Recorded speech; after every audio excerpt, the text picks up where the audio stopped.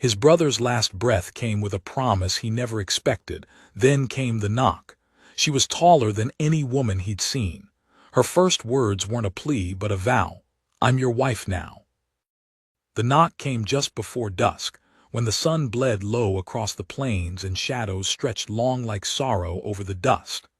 Abram Callahan hadn't expected visitors, not after burying his brother just 3 days ago beneath the crooked oak behind the barn. He hadn't spoken more than a few words since. The world had gone still around him, as if grief itself had stolen sound from the wind.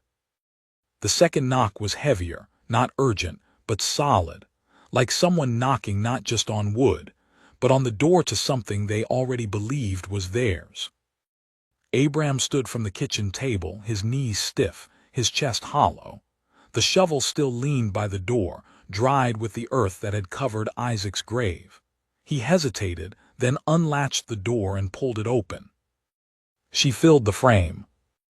A woman, no, a figure of towering strength stood in the fading light, shoulders broad as any ranch hand's, thick arms wrapped in faded denim, her shadow pooling over the porch like spilled ink. Her eyes were pale blue, sharp and calm, set beneath a strong brow and dark, wind-blown hair braided down her back. A bag was slung across one shoulder. Her boots were muddy from miles. "I'm your wife now," she said.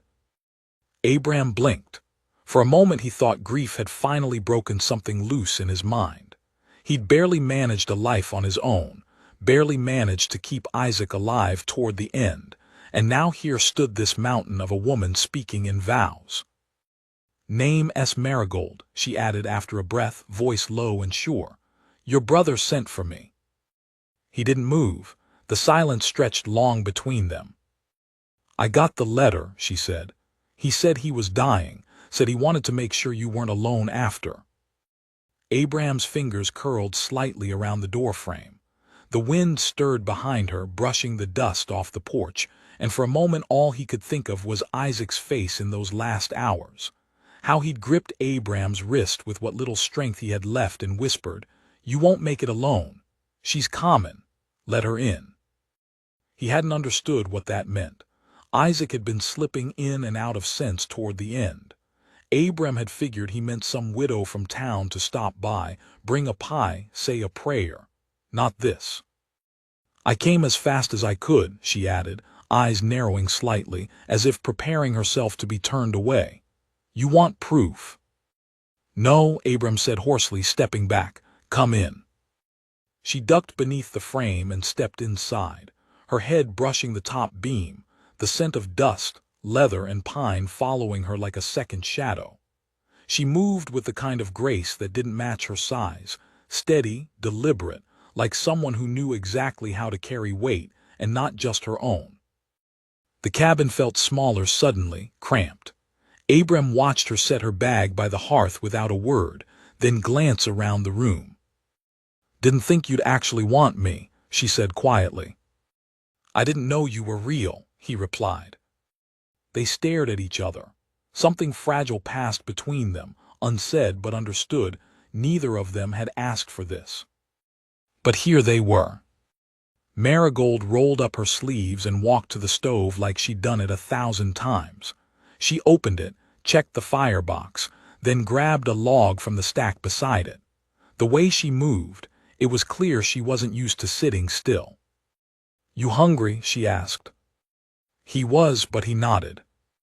She boiled water, opened a tin, got soup started with hands that moved confidently, efficiently, like this wasn't the first home she'd walked into, but maybe the first she'd been asked to stay in. "I don't know how to do this," Abram muttered after a while. "Neither do I," she replied without looking back. They ate in silence. The wind outside picked up, but inside the cabin it was warm, solid. Abram watched her hands. Big, scarred, work-worn. Not the delicate fingers most men dreamed of wrapping around their own, but they looked steady, capable. "I buried him Tuesday," he said. Marigold stopped chewing, bowed her head slightly. "I'm sorry. He never told me he sent for you. He said you'd fight it if he did." Abram gave a bitter laugh. He was right. She looked up then, her eyes quiet but unwavering. Then don't fight. Just let me stay until the frost lifts. What happens then? She shrugged. If you want me gone, I'll go. If not, I'll be your wife for real. He didn't answer. He just nodded slowly, not because he agreed, but because he couldn't think of a single reason not to. Not after what the last winter had done to him. Not with the quiet way Marigold held herself, as if she knew how to fight off cold and loneliness and loss, and maybe wouldn't mind fighting them off with him. That night she slept on the floor by the hearth, rolled in her own bedroll, Boots beside her. Abram lay awake on his cot, staring at the beams above, listening to the sound of her breathing. She didn't snore. He'd expected her to. In the morning the frost was thick on the window panes, but Marigold was already up, already splitting wood out back. Abram watched from the kitchen window as her axe fell clean and heavy, splitting logs like they were kindling. There was no performance to it, no need to prove anything. She simply did what needed doing. He stepped outside and she nodded to him without pausing. You got a winter root cellar. Half dug, he admitted. She stopped then, leaned on the axe handle. I'll finish it. You don't have to. You got any plans to survive winter without one? He shook his head. Then I do. And that was that. They worked together all day. She took the heavier loads without comment. He handled the smaller tools. She didn't talk much, and neither did he, but by sundown the cellar was done, the woodpile stacked twice its height, and the barn swept clean. Abram couldn't remember the last time the place had looked so ready. Over dinner he asked, Where are you from? Montana, she replied. Lived near Fort Benton. Parents died when I was 17, been working ranches since. You ever been married? She shook her head. Your brother was the first to ask. Why'd you say yes? Her spoon paused halfway to her mouth. Because he said you were kind, and I didn't want to die alone. Abram stared at her. He said I was kind. She gave a small, dry smile. He lied about a lot of things, didn't he? That made him chuckle despite himself. Later, they sat by the fire. Marigold pulled out a small notebook from her bag and flipped through pages filled with neat handwriting. She caught him looking. Letters, she said, from Isaac. Can I see? She hesitated, then handed it over. Abram read quietly. Isaac's handwriting was uneven near the end, but the words were steady, thoughtful. He spoke of Abram, of how he'd failed him, of how this woman, this stranger, might be the only way to make it right. And at the bottom of one page, scrawled in ink that had bled from shaking hands, were the words, Tell him not to push her away. She's stronger than both of us. Abram closed the book slowly. Marigold didn't look at him. She just stared into the fire like it held something she couldn't reach. Outside, the wind howled against the shutters, and Abram realized for the first time in a long time. He wasn't dreading tomorrow. The days that followed slipped into a rhythm neither of them questioned. It wasn't ease exactly, but something like it. The way-worn boots fit better after enough miles. Marigold rose with the dawn, often earlier, and was already chopping, hauling, or stitching by the time Abram rubbed sleep from his eyes. She didn't ask what needed doing, she just did it. When a hinge groaned, she oiled it. When a fence leaned, she set it straight. When Abram muttered about a soft spot in the roof, she was on the ladder with a hammer before he finished the sentence. He tried to help where he could, but he saw how she watched him. Not in a mocking way, never that, but like she was measuring what he could carry without breaking. By the fourth morning, Abram didn't flinch when she sat at his table uninvited. He poured her coffee like it was normal, like it had always been that way. She nodded thanks, and he noticed how her hands, thick-fingered and weathered, always wrapped fully around the cup, never dainty, never cautious. There was no pretending in her, no shrinking herself to suit a man. She didn't belong in any world that asked her to. That morning, the wind had dropped, and the sky broke open to a pale, brittle blue. Marigold stood out front with a shovel, scraping the last of the frost melt from the path, when Abram came around the corner of the barn with a question caught between his teeth. "Why'd you come all this way?" he asked finally, voice rough. She didn't turn to look at him, just said, "Because I don't walk away when someone calls." "You didn't know me." "I didn't need to." She set the shovel against the post, wiping sweat from her brow with her sleeve. "Your brother said something about you that mattered, that you stayed when he didn't deserve it. That's rare." Abram kicked at a clump of ice. "He left a lot of things undone." Marigold gave a faint, knowing smile. "So did mine." She didn't elaborate, neither did he, but the silence that followed wasn't awkward, it was something else. A shared weight neither of them needed to explain. Around midday, they rode into town together.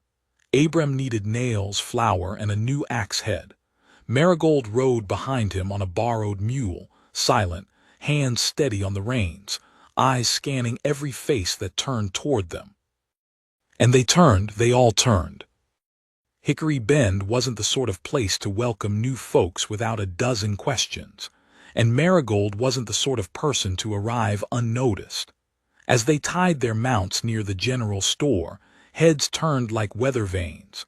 Murmurs followed them down the plank walk. "Is that a woman?" someone whispered. "No woman ought to look like that," said another.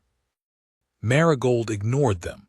She walked in behind Abram, taller than nearly every man there, shoulders brushing door frames. When the bell chimed over the store door, the owner, Mr. Hobb, nearly dropped his ledger. Abram kept his voice level. "Need a dozen nails, 2 pounds flour, and a number 3 axe head." Mr. Hobb nodded, barely glancing at the items as he fetched them. "And your companion?" "Wife," Marigold said before Abram could speak. "Name's Marigold Callahan."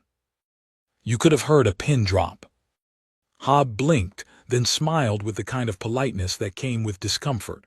"Well, welcome, Mrs. Callahan." She gave a short nod. "Thanks." As they walked out, Abram said nothing. He waited until they were 3 buildings down before murmuring, "You didn't have to say that." "I did," she replied. "They were gonna ask. Best answer's the one they can't argue with." He didn't disagree. That night, after stew and chores and a quiet hour spent sharpening blades by the fire, Abram asked, "You mind being called that, Callahan?" Marigold looked up from her carving. She was working on a block of ashwood, whittling slow with small, precise movements. "It's not the worst name I've been given," she said. "What was the worst?" She looked at him, then really looked. "One I didn't choose." He nodded slowly and left it there. The next week passed with the kind of rhythm grief makes, slow, steady, often interrupted by memory. Abram caught himself pausing by the stable, expecting Isaac to walk out with that half-grin and cocky gait. He'd hear a creak in the house and think it was his brother dragging his bad leg across the floor. But it was Marigold now, always her, moving with purpose, filling in gaps without even trying. It unsettled him, how quickly the cabin stopped feeling empty. But the peace didn't last. On the 8th day, just as dusk crept in and dinner cooled on the table, a rider came, fast, kicking up a tail of dust so thick it looked like smoke. Abram and Marigold stood together on the porch as the rider galloped straight to their fence, reined in hard, and leapt down in one motion. It was Sheriff Boone. Gray-bearded and square-jawed, Boone wasn't a man to stir up trouble without cause. But he didn't tie his horse or remove his gloves, just marched up the path and stopped 5 feet from them. "We need to talk," he said. Marigold crossed her arms. Abram stepped forward. "What's wrong?" Boone's gaze flicked toward Marigold and then back to Abram. "It's about your brother." Abram felt the hair on his neck rise. "He's dead, Boone." "I know, and I'm sorry, but before he passed, he took something that wasn't his." "What?" Boone hesitated. "A deed. Belonged to a man named Walton, 40 acres east of here. Isaac sold it to someone, but it wasn't his to sell. Abraham's mouth went dry. Why come to me? Because Walton's boy is back in town. Says he wants the land or payment, and your name's still tied to the property. I didn't. Boone raised a hand. I know you didn't, but the boy's not looking for truth. He's looking for blood. Marigold stepped forward then. What kind of man is he? Boone's lips tightened, the kind that smiles while lighting a fuse. Abraham nodded slowly. Thanks for the warning. Keep your rifle close, son, and your doors locked. Boone tipped his hat and rode off, dust trailing behind him. Inside, the stew had gone cold. Neither of them touched it. He's coming, Abraham said, staring at the wall. Marigold nodded. Then we'll be ready. You don't have to stay. I know, she replied, standing tall by the fire. But I already said I was your wife. He looked up at her. You meant it. She shrugged. I don't say things I do mean. Outside, the wind picked up again. Somewhere far off, a coyote howled. But inside the cabin, the air held still. Marigold stood like stone, unshakable, while Abraham felt something inside him shift. Not trust. Not yet. But something just as dangerous. Hoping. And far off behind the hills, a fire burned. A warning, a promise. The fire on the ridge burned until dawn.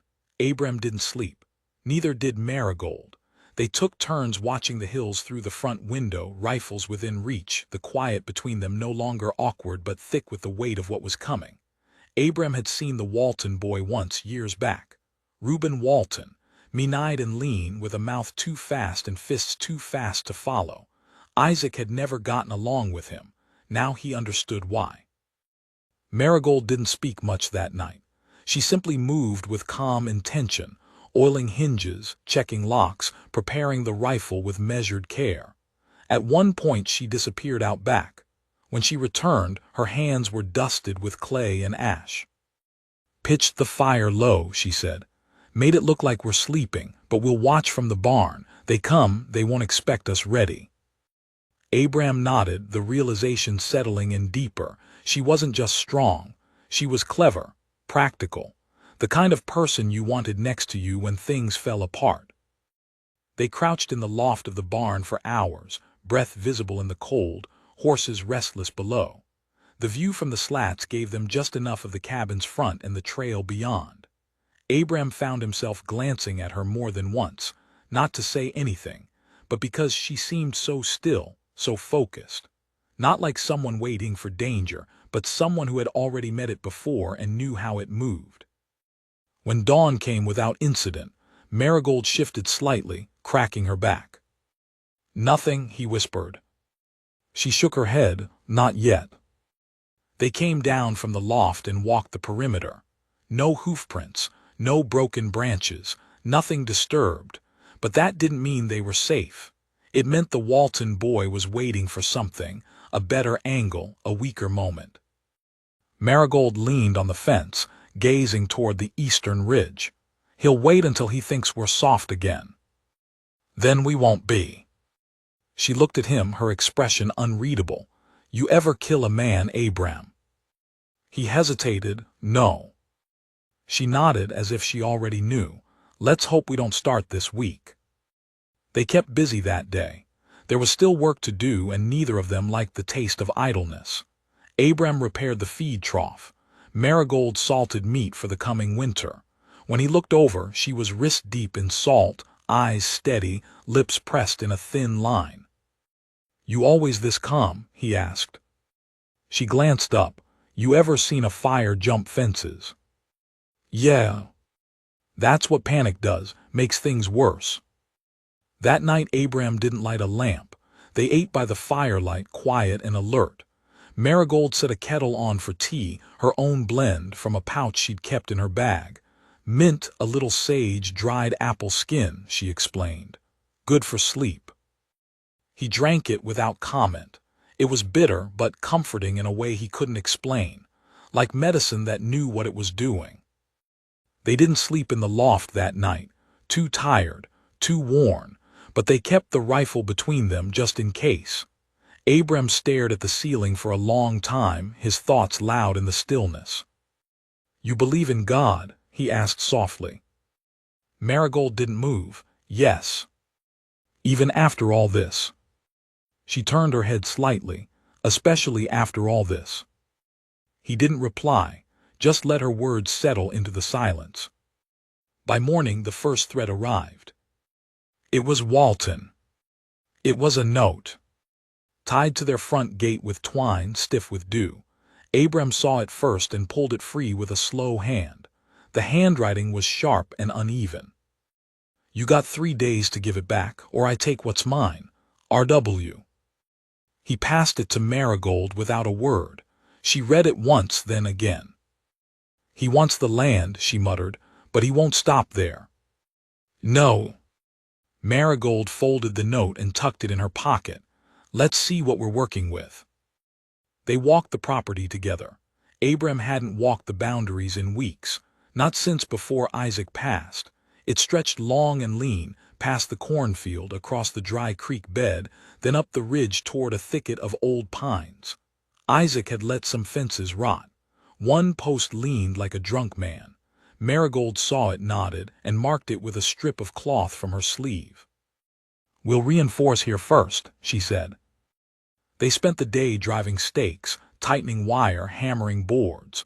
By the time the sun dipped low, they'd sealed the weakest side. But even as they worked, Abram couldn't shake the feeling that it wasn't the fence Walton was planning to test. It was them. That night they slept in shifts. Marigold took first watch. When Abram rose just before dawn to relieve her, he found her already sharpening a blade beside the fire. "Couldn't sleep," she said simply. They watched the window together, waiting for the light to rise. But when it did, there was no Walton. Instead, there was something worse. The barn had been burned. Not fully, but enough. The east wall charred, scorched black, a bucket still smoldering nearby. The horses were shaken but untouched, the blaze stamped out before it could spread. Marigold stood in the soot, jaw clenched, fingers curled around the axe she hadn't let go of since rising. "He was here," she said. Abram nodded slowly, "and he wanted us to know it." Marigold walked the edge of the damage, then knelt in the ashes. Boot prints, 2 men, maybe 3. "He's not coming alone." "No, and next time he won't leave with just a warning." They doubled the watch, fortified the barn, laid traps in the brush beyond the property line. Marigold knew tricks Abram had never seen, trip lines made of twine and nails, signal bells fashioned from tin scraps, even a hidden trench dug in the high grass. "You always think like this?" Abram asked as they worked. "I learned young," she said. "People who want something usually take it when you're not ready." The third night came fast and cold. Abram felt it in his chest, tight, heavy. He'd lived through hard winters and failed crops, but this was different. This was a storm with hands and eyes and names. As the sun dipped, Marigold came in from the barn and sat beside the hearth, wiping sweat and grime from her brow. Abram poured 2 cups of coffee, strong, bitter, and handed one to her. "I keep thinking I should tell you to leave," he said. She looked at him over the rim of the cup. "Then why haven't you?" "Because the truth is, I don't want to face this without you." She didn't smile, just nodded once. "Then we won't." Abram swallowed hard, the words raw in his throat. "If something happens to me." "No," she cut in. "You don't even know what I was going to say. You were going to say if you fall, I should run." He blinked. She leaned in. "I don't run, Abram, I never have. I didn't ride 500 miles to bury another man and start over. I'm here, until the end." Abram looked down at his hands. They trembled slightly. "I didn't ask for any of this," he whispered. "Neither did I," she replied gently. "But maybe we were meant to find what we didn't ask for." They sat in silence again. The fire popped and hissed. Outside, the wind picked up. The last day before the deadline was about to begin. When the knock came, it wasn't on the door. It was on the gate. 3 sharp raps of metal on wood. Abram and Marigold stood at the same time, rifles ready. Through the window, they saw him. Reuben Walton. Tall, lean, dressed in a black coat and a gray hat pulled low. A scar down one cheek like a lightning bolt carved by fate.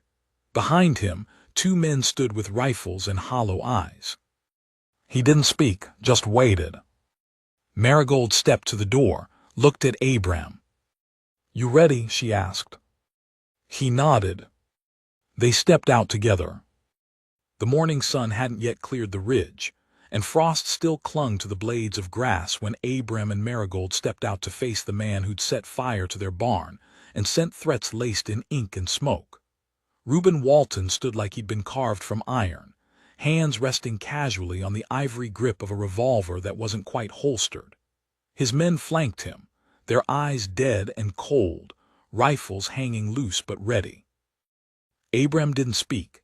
He moved slow and steady down the porch steps, his boots creaking against the frost-hardened wood. Marigold walked beside him, tall and unshaken, her presence more defiant than loud words ever could be. She carried her rifle slung across her back, not raised, yet but her hand hovered near the grip. It was a promise, not a threat. Reuben tipped his hat, mock politeness hiding nothing. "Mighty fine morning," he said. Abram stopped 10 feet from the gate. "You've got something to say, say it." Reuben smiled, all teeth and smugness. "I left a note, thought it was clear." "You don't own this land," Abram replied. "Never did, and you know it." Reuben took a step forward, fingers brushing the revolver. "Your brother forged my father's deed, sold something he didn't have rights to. Now he's dead. Convenient." Abram's jaw clenched. "You think I killed him for the land?" "I think you got desperate, and now you're hiding behind a woman who looks like she could toss a plow." Marigold didn't blink, didn't move, just stared straight through him. "You've had your say," she said flatly. "Now go." Reuben let out a low laugh. "Oh, I like her, but I didn't ride all this way for words." He looked past them, toward the cabin, the fields, the line of smoke curling from the chimney. "I came to collect what's mine. You can hand it over or I take it another way." Abram raised his voice, steady now. "The land's under my name. Whatever Isaac did, he did alone. You want a trial, file a claim." Reuben's smile vanished. "I don't do courtrooms, Callahan. I do graves." And then he drew. But Marigold was faster. Her rifle snapped up and cracked like thunder. The bullet hit the ground inches from Reuben's boot, sending dust and frost flying. The 2 men behind him jerked back instinctively, hands twitching toward their weapons. "Next one's not a warning," she said. Reuben's face twisted. "You'll regret that." "I've regretted worse." For a long second, no one moved. Then Reuben lifted his hand and waved the others back. "This ain't over," he said. "You've got till sunset to leave. After that, I don't knock." He turned, mounted his horse, and rode off without another word. The others followed, kicking up dirt and menace behind them. When they were gone, Abram let out the breath he'd been holding. "He's not bluffing," he said.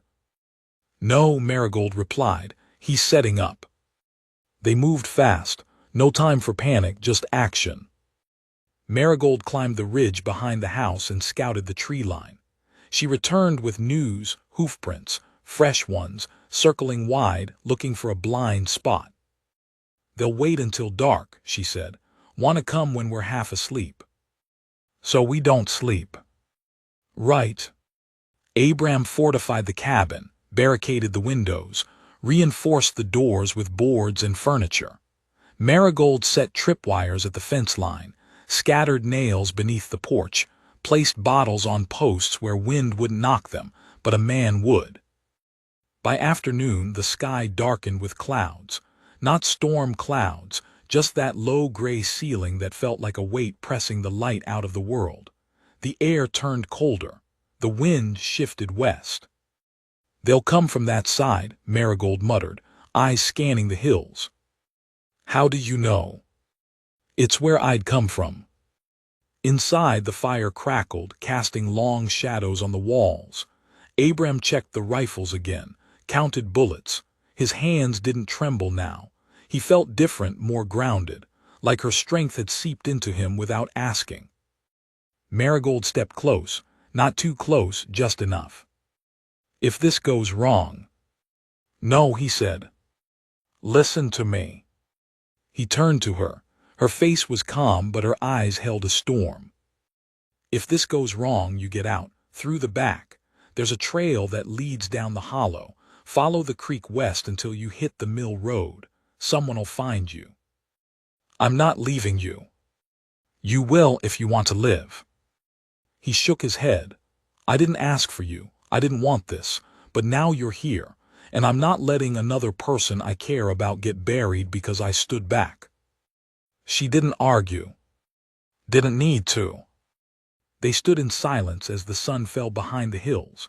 The light bled out of the world slowly, shadows swallowing the valley. The bottles on the posts clinked once. Then again. Marigold grabbed her rifle and slipped to the side window.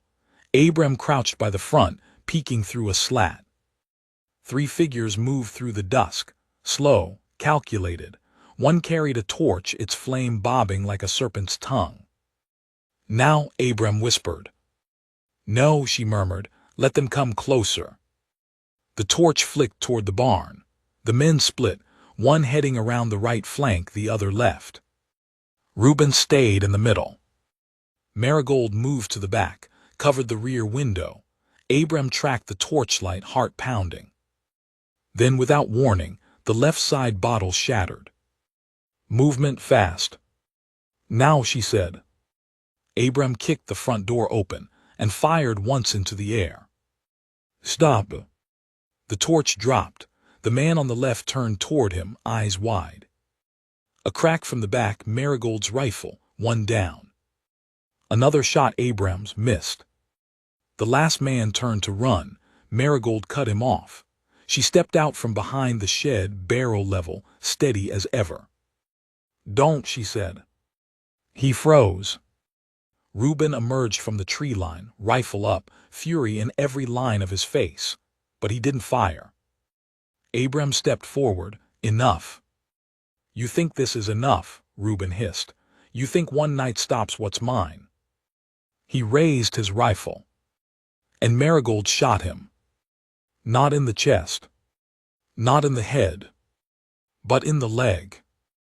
Reuben dropped like a sack of grain, howling. His men ran.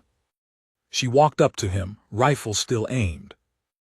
You'll live, she said, but you won't walk right again. You want to come back, you'll do it with a limp and a memory. Reuben spat blood. You ain't law. No, she said, I'm mercy. Sheriff Boone arrived 2 hours later. Someone in town had heard the shots and fetched him. By then, Abram had dragged Reuben to the porch, tied and groaning. Boone took one look and sighed. Tell me you didn't kill him. He's alive, Abram said. He tried to burn us out again. Boone rubbed his face. I'll take him, but you'll have to speak to the judge come spring. We'll be there. Marigold stood behind him, arms crossed. Boone looked at her for a long time. You're a strange woman, he said finally. She nodded. I get that a lot. Boone tipped his hat and hauled Reuben into the wagon. As he rode off, Abram turned to Marigold. You saved us. You saved yourself. They stood under the stars. The wind had died. The land finally was quiet. Inside, the fire still burned. Abram stepped close. You were right, you know. About what? He reached out, took her hand. That maybe we were meant to find what we didn't ask for. She didn't pull away. Didn't speak. Just held on.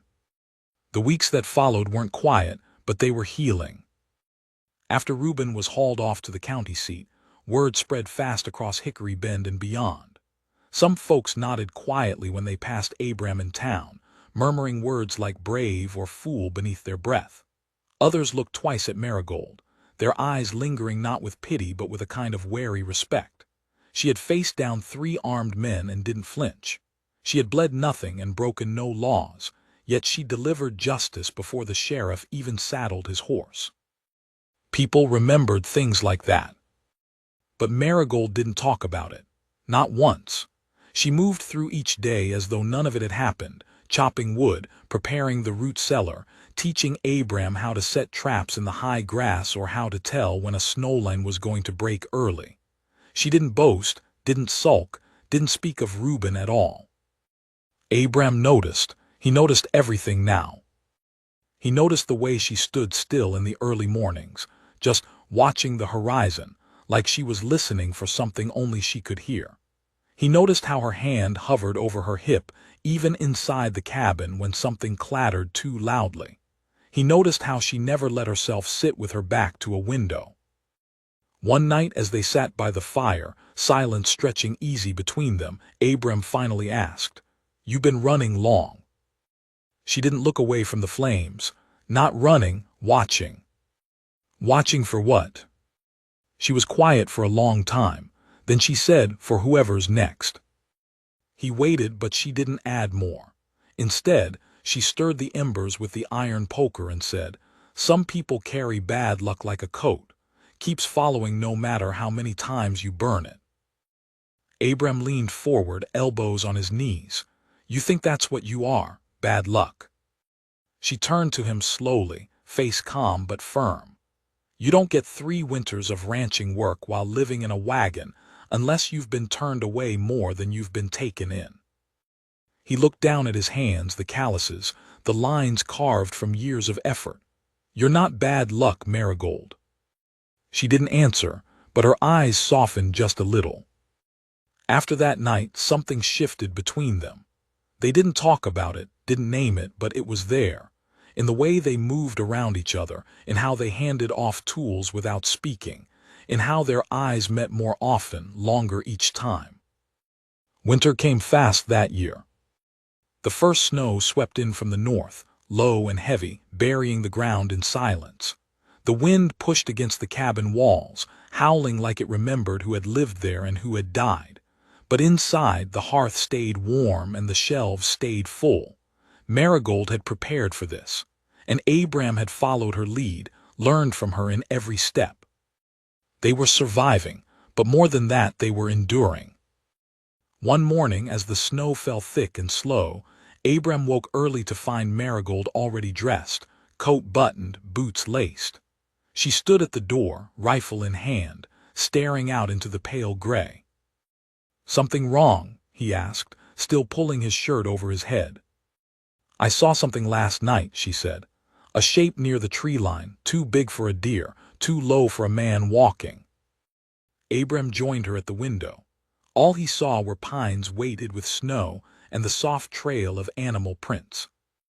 "We'll check it," she said, already stepping into the drift. He followed, teeth clenched against the cold. The prints weren't animal after all, boot treads, wide and shallow, disappearing into the trees. They followed the trail for half a mile before finding the remnants of a camp, a cold fire pit.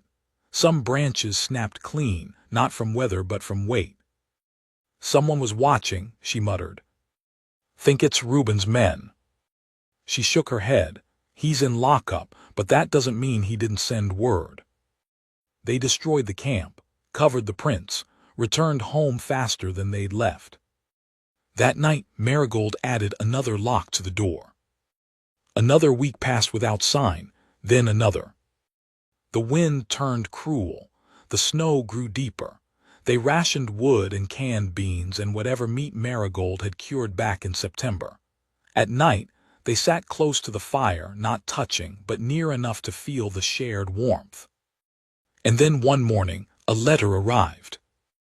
A rider from town delivered it, his coat soaked, his beard crusted with ice. "Sheriff Boone sent me," he said it was urgent. Marigold took the letter, her fingers steady even as she broke the seal. She read once, twice, then handed it to Abram. Reuben Walton escaped custody, 2 guards dead, believed to be heading back to Hickory Bend, Be on guard, I'm riding out tomorrow. Boone. Abram lowered the letter slowly. He's coming back. Marigold nodded, and this time he won't knock. They prepared again. Only this time it was different. There was no panic, no fear scrambling under the surface. Abram knew what to do now, knew how to check for weak spots, how to pack snow for sound, how to turn the barn into a fortress if needed. He worked beside her like they'd been building this place for a decade.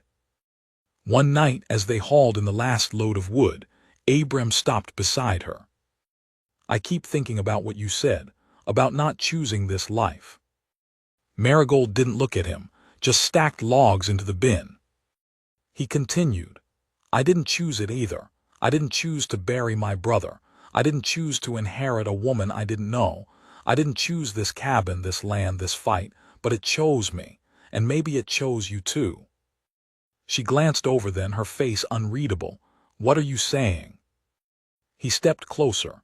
I'm saying maybe we stop surviving and start living, you and me, not out of duty, not because of Isaac's letter, because we want to. She looked at him a long time, then said softly, what if I don't know how? Then we figure it out, together.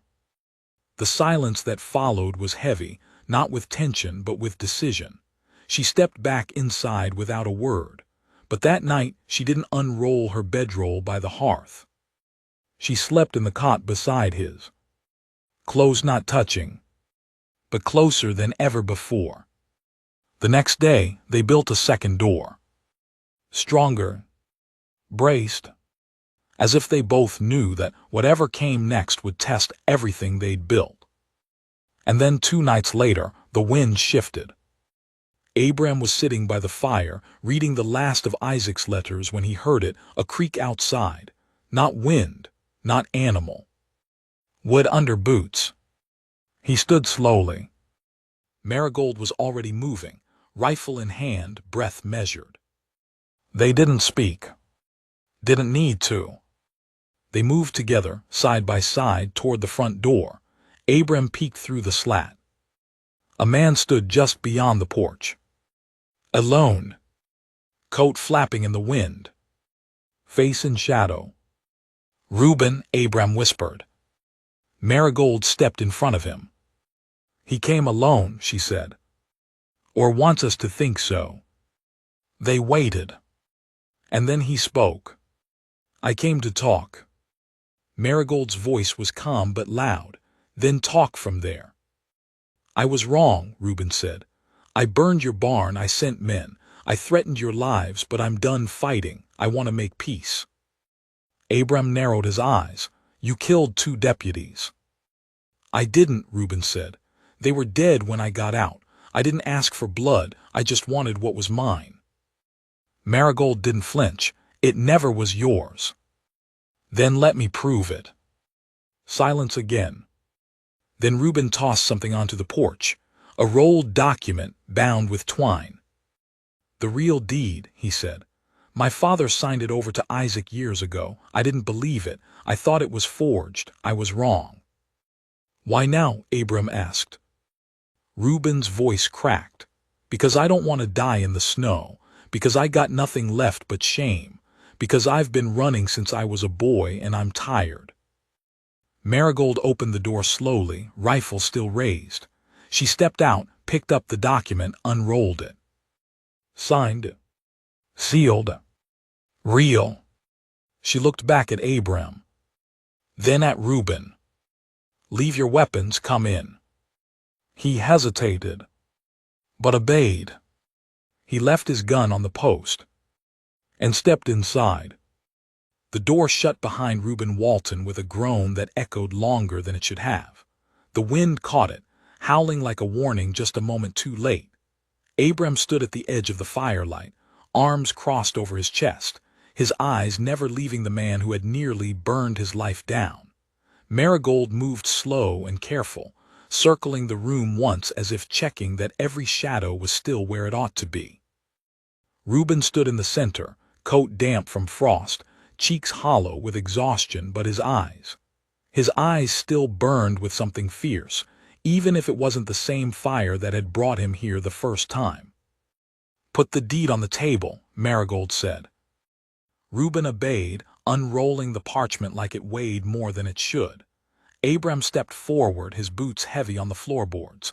The paper was official, yellowed, brittle around the edges, but genuine. Abram scanned the names, the notary stamp, the signature. Isaac Callahan. Dated 4 years prior. "It's real," he said quietly. Reuben nodded. "Told you. That doesn't erase what you did." Reuben didn't flinch. "I know."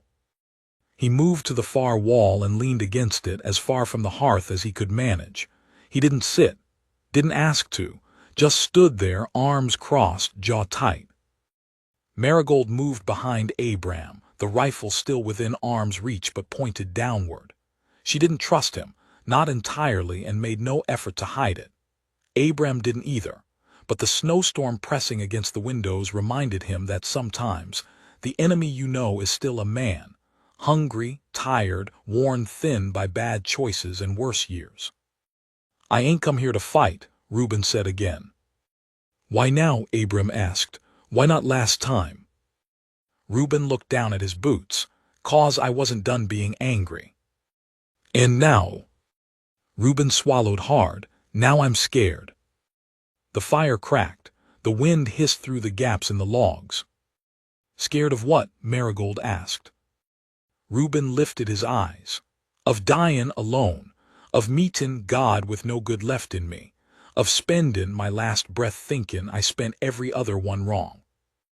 No one spoke, not for a long time. Finally Abram said, "You need a place to sleep." Reuben nodded once. "You'll take the barn. You move wrong, you move loud, you don't wake up warm, understand?" "I do." Marigold led him out with no further word. Abram watched through the window as they crossed the yard. She pointed toward the hay pile, then stood there, arms crossed, until Reuben unrolled his own blanket and settled into the corner furthest from the animals.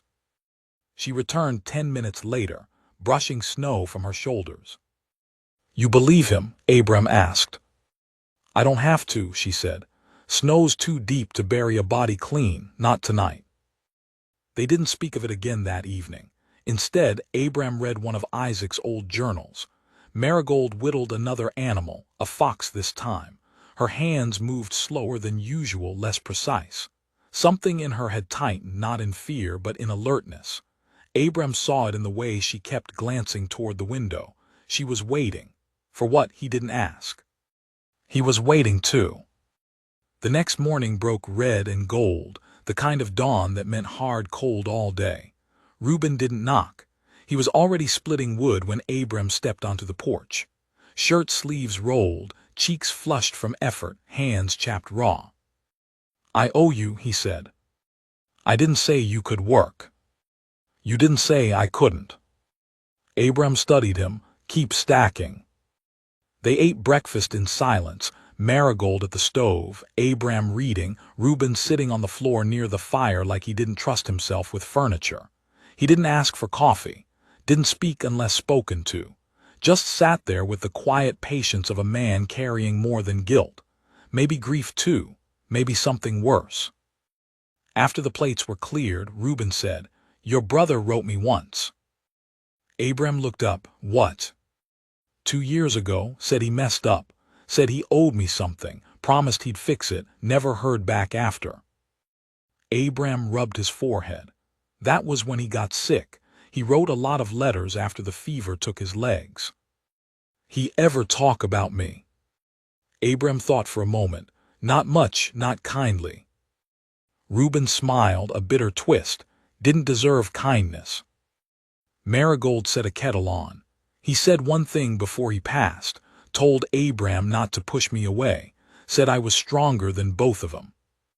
Reuben blinked. "He said that?" She nodded. For the first time, Reuben looked small. Not just tired, reduced. Like hearing his enemy speak a word of praise broke something he'd held together too long. The days stretched. Reuben stayed in the barn, helped split wood, never asked for a place at the table, never stepped inside unless invited. But he listened, watched. Every so often, Abram caught him staring at Marigold with a look that wasn't desire, but maybe something close to awe. She didn't flinch under it. She barely noticed. Winter thickened. The snow came hard one morning, rising fast and biting sharp. By midday, they were locked inside again, the barn buried to its windows. Reuben didn't complain, just shoveled paths when the wind allowed. It was during one of those windstorms that it happened. The fire snapped too loud, and the chimney moaned, and something about it cracked Reuben open.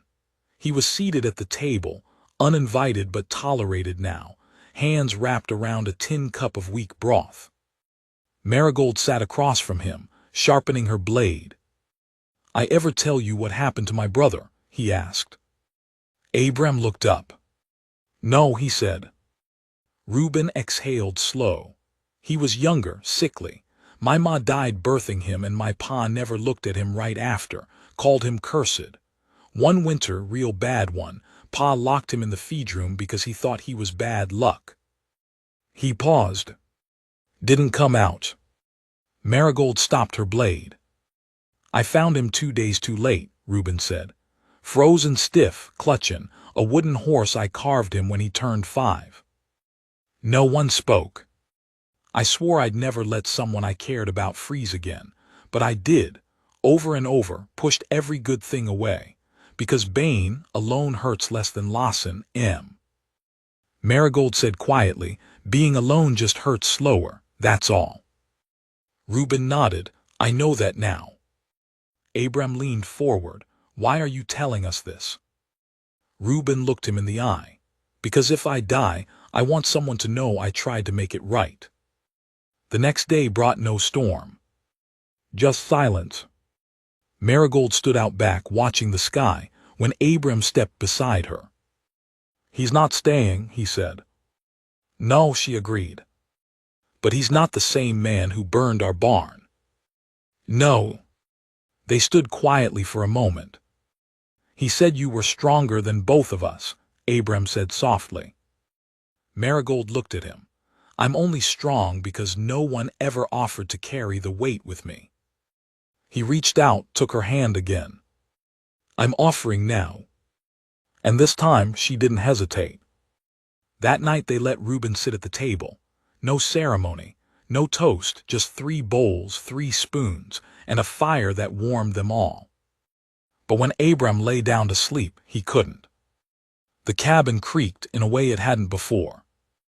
The stillness wasn't peace. It was waiting. And out in the dark, past the ridge where snow fell soft and slow, someone else was watching. The ridge was quiet, too quiet, the kind of stillness that felt borrowed, like a breath held too long. Abram stood at the back window before dawn, watching the distant line where forest met sky, snow gently drifting down in a hush that didn't comfort. It pressed, like weight, like warning. Marigold stirred behind him, wrapped in the wool blanket she never fully discarded even when she slept. She watched his back for a moment before speaking. "You feel it too?" He nodded without turning. "Something's wrong." She rose without a word and started dressing. Boots, coat, scarf. No panic in her motions, just readiness. She had lived too many winters beneath threat to need words to act. By the time the first gray light of morning bled through the clouds, the 3 of them were outside, boot prints cutting through fresh snow. Reuben joined them without asking, coat buttoned, eyes narrowed. His face held that same tired sorrow it always did now, but his shoulders had squared. "Where?" he asked. Marigold pointed to the west ridge. "You ever hunt this trail?" "Once," he said, "before it washed out." "We're taking it anyway." "I locked that," he said. Marigold didn't reply. They moved as one. Abram circled left. Marigold took the porch. Reuben followed behind, eyes wide. Inside the barn, the animals stirred but weren't panicked. The door hadn't been forced, just opened and left. But when Marigold reached for the rifle she always kept mounted above the feed bin, it was gone. She turned slowly. They've been inside. They swept the house next. Everything seemed untouched, hearth cold, dishes undisturbed. But when Marigold opened the drawer beneath the floorboard where she'd hidden her extra bullets, it was empty. They took what they needed, she said, her voice even, and they're not done. That night the three of them didn't sleep. They sat at the table, maps spread between them, candles burning low. "Why now?" Abram asked. Reuben leaned forward. "Reuben Walton burned a barn and the law took him away. That news gets around. Makes some men want to test the next one. See how far they can go before someone else draws first." Marigold stared at the map, her finger tracing a rough line around their property. "They're not here for land. They're here for the fight." Abram looked up. "So what do we do?" "We give it to them," she said. The plan came together in silence. No grand speeches, no dramatic declarations. They fortified the barn first, nails driven deep, barrels stacked inside the doors, slits cut into the upper walls for sightlines. Marigold taught Abram how to aim not for the center of mass, but for the ground just in front of a man's feet. "Scare him first," she said. "Make him think about running." Reuben spent 2 days building what he called a fool's trail, tracks leading away from the cabin, footprints dragging a sled loaded with empty sacks to make it look like they'd fled with supplies. "They'll follow this first," he said, "if they're stupid." "And if they're not?" Abram asked. Reuben's face was grim. "Then they're already watching us." The storm broke on the 5th day. Not of snow, but of men. It started with a whistle in the night, long, low, like a hunting call, then the crack of glass. The bottle Marigold had set on the west post shattered by a rock. 3 shadows moved along the eastern fence line. Another 2 crept up from the creek bed. They weren't wearing badges. They didn't shout. Just crept in like wolves with dull teeth, hungry and quiet. Marigold took the roof, Abram the barn. Reuben stayed in the cellar hatch, rifle aimed at the side trail. The first man reached the porch, boot creaked. Marigold fired. He dropped. The second bolted and was caught by Abram's warning shot, which kicked up snow near his feet. He ran. Then the rest charged. Gunfire tore the night open. Smoke and heat spilled from the windows. Bullets pinged off tin and splintered logs, but the 3 inside held firm. Abram hit one man in the shoulder. Reuben winged another across the calf. Marigold dropped her rifle to reload and hurled a lantern at the east approach. Flames lit the snow like sunrise, driving the attackers back. One man made it to the barn. He slipped through a side crack and got within 10 feet of Reuben's position. The 2 locked eyes, and for a heartbeat, neither moved. Then Reuben stood. No rifle, just his fists. The man charged. Abram heard the struggle before he saw it.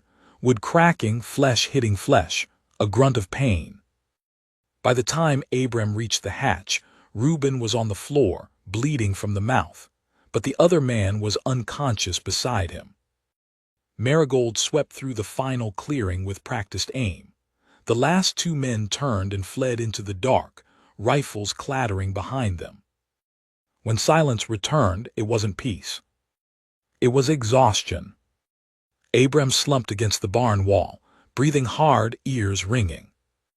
Marigold moved through the snow like a spirit checking bodies, tying the ones who still breathed, burying the ones who didn't. Reuben sat on the porch, cradling his side, blood dripping into the snow. "You good?" Abram asked. He nodded once. "I earned it." They didn't sleep, not that night, not really. They just sat in the kitchen, bruised and alive, the fire burning low. Marigold wrapped Reuben's ribs with a torn sheet, silent as always. When she finished, Reuben said, "You think they'll come again?" She paused, then said, "No, not after this." And when she looked up at Abram, there was something different in her eyes. Not fear. Not even relief, but something close to peace. You're not just surviving anymore, she said. You're standing. He met her gaze. So are you. She gave a small smile. I always was. Outside, the snow began again. Soft, gentle, like something finally exhaled. The snow fell easy now, slow and soft, like the land itself had grown tired of harshness. A thick silence blanketed everything by morning, not the kind that comes before danger, but the kind that settles after it. Abram stood on the porch, coffee steaming in his cup, his breath fogging gently in the cold. Behind him, the house was still. Marigold slept upstairs for once, not curled on the floor with her back against the hearth, but in Isaac's old bed, the one she'd scrubbed clean, patched the quilt on, and made her own in slow, quiet ways. Reuben remained in the cellar, not because he was unwelcome, but because he had insisted. Best I keep some space, he had said, half wincing, half smiling as Marigold wrapped his ribs the night before. I'm not trying to plant myself where I don't belong. And yet, he didn't leave. Abram sipped the coffee and stared out at the stretch of white beyond the fence line. Tracks from the night raid had already vanished, swallowed by the fresh fall. What remained were dents, faint impressions of struggle, blood darkened and iced over. But the fence was still standing. The cabin still held. The barn, scarred but intact, still gave shelter, and the people inside had not broken, not once. The door creaked behind him. Marigold stepped out, wrapped in her coat, her hair braided down her back, steam rising from the cup she carried. She didn't speak at first, just stood beside him, eyes tracing the same landscape. They won't come again, she said after a while. No.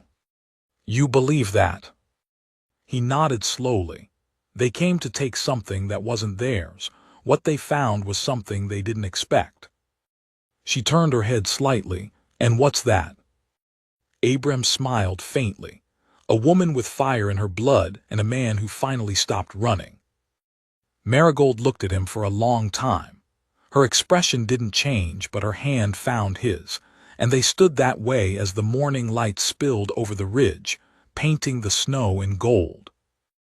Reuben emerged mid-morning, pale but upright, his coat bundled tighter than usual. He stood at the porch steps and looked up at them. I've been thinking, he said. Dangerous habit, Abram replied. Reuben grinned, then grew serious. There's a church 3 towns over, small one. Folks say the preacher's the type to take in lost causes. I think maybe I ought to see if that's true. Marigold nodded. You could stay. I could, Reuben said, but it wouldn't be right. I've seen what this place is. It's yours now. Abram stepped down and extended a hand. Reuben took it, their grip strong. You saved us, Abram said. Reuben shook his head. I paid a debt, there's a difference. He turned to Marigold. You're not what I expected. She raised an eyebrow. Most people say that. They're wrong. You're exactly what the world needs, just not what it knows how to handle. Marigold smiled, just barely. I won't forget what you did, he said. Make sure it means something, she replied. With that, Reuben walked down the trail. The snow crunched beneath his boots, and though his steps were slow, they were steady. He never looked back. They watched until the trees swallowed him. Inside, Abram sat at the table, thumbing through Isaac's journal. He'd read every page by now, but one entry caught him differently this time. March 14th. I don't know if she'll come. I hope she does. I hope Abram opens the door. He won't see it now, but he's the only person strong enough to carry a heart like hers. Maybe he'll remember I said that, maybe not. But I want him to know I never regretted choosing family, even when I didn't deserve one. Marigold stood in the doorway, her arms crossed. He knew, she said. Abram looked up. Isaac, he saw something neither of us could. He knew we'd fit. Abram closed the journal. I didn't think it would work, he admitted. Didn't think I had room for anyone after losing him.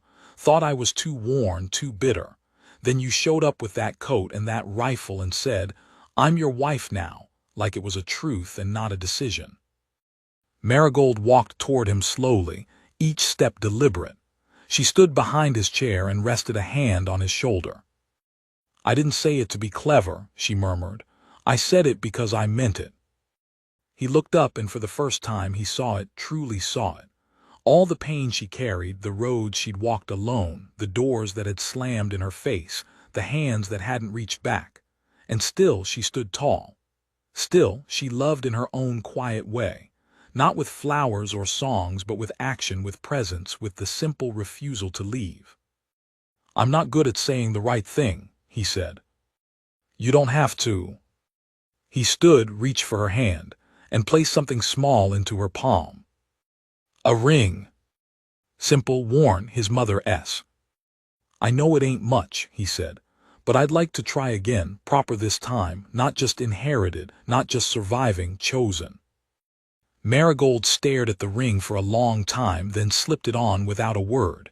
It didn't quite fit. Her fingers were larger than most women's, but it didn't matter. "Looks better on you anyway," he said. They stood there, two people the world had tried to break and bury, holding something fragile and unspoken between them. Not a promise, not yet, but the start of one. Spring came late that year. The thaw was slow, reluctant, but it came. Sap ran in the trees. The creek roared louder each morning. Birds returned to the fences. And Abram and Marigold planted new rows behind the barn, seeds she'd brought in a pouch from wherever she'd come from before. They worked together. Not because they had to. Because they wanted to. And sometimes at night, when the stars hung low and the fire burned slow, Marigold would hum a song neither of them knew the words to. Abram never asked her to stop. They didn't talk much about the winter. But they remembered. In the way their hands found each other without thinking. In the way the porch light was always left burning. In the way they never locked the door again. Because they had something now. Something stronger than survival. Something deeper than protection. Not just strangers bound by inheritance and hurt. Not just a man and a woman joined by circumstance. But two hearts, bruised and stubborn, that had learned to beat in rhythm again. Chosen.